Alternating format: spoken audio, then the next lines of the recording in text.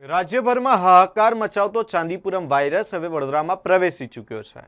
ભાયલી વિસ્તારમાંથી એક શંકાસ્પદ કેસ મળી આવ્યો છે, ત્યારે તે બાળકીને ગોત્રી હોસ્પિટલ ખાતે સારવાર હેઠળ રાખવામાં આવી છે અને તેના લોહીના નમૂનાને ગાંધીનગર તપાસ માટે મોકલી આપવામાં આવ્યા છે। આ સાથે વડોદરા શહેરની એસએસજી હોસ્પિટલ કે જ્યાં પણ 3 દર્દીઓ પીડિયાટ્રિક વિભાગમાં સારવાર હેઠળ છે અને જેમાંથી એક બાળકની હાલત ગંભીર છે। પીડિયાટ્રિક વિભાગના નોડલ ઓફિસર ડોક્ટર સ્નેહલના જણાવ્યા પ્રમાણે 3 કેસ છે જે પંચમહાલ ગોધરાના છે।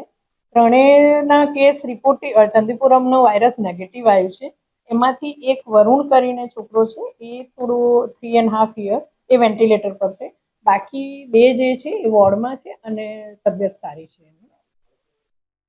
3.5 વર્ષનો ટ્રીટમેન્ટ એકોર્ડિંગ ટુ જે એની પ્રોટોકોલ છે એ પીડિયાટ્રિક વિભાગના પ્રોટોકોલ પ્રમાણે એની ટ્રીટમેન્ટ ચાલી રહી છે।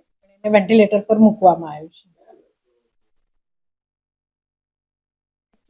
કાળજી વાયરસ છે એટલે વાયરસ રિલેટેડ જે બી હોય એની કાળજી રાખવી જોઈએ।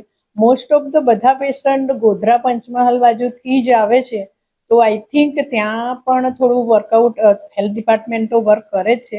ત્યાંનું જે બી પ્રિવેન્શન માટે જે બી કરવાનું હોય એ ત્યાં લેવલ પર કરવું જોઈએ। અત્યાર સુધી એવું માનવામાં આવ્યું મતલબ હકીકત છે કે બધા ગોધરા પંચમહાલના જ હોય છે, તો ત્યાંના ડિસ્ટ્રિક્ટ લેવલ પર થોડું પ્રિવેન્શન માટેનું કાર્યવાહી થવી જોઈએ। કારણ તો હવે પીડિયાટ્રિક એક્સપર્ટ એના ઓપિનિયન જે છે એ જ કહી શકે, મારાથી વધારે ના કહી શકે પીડિયાટ્રિક ડિપાર્ટમેન્ટ।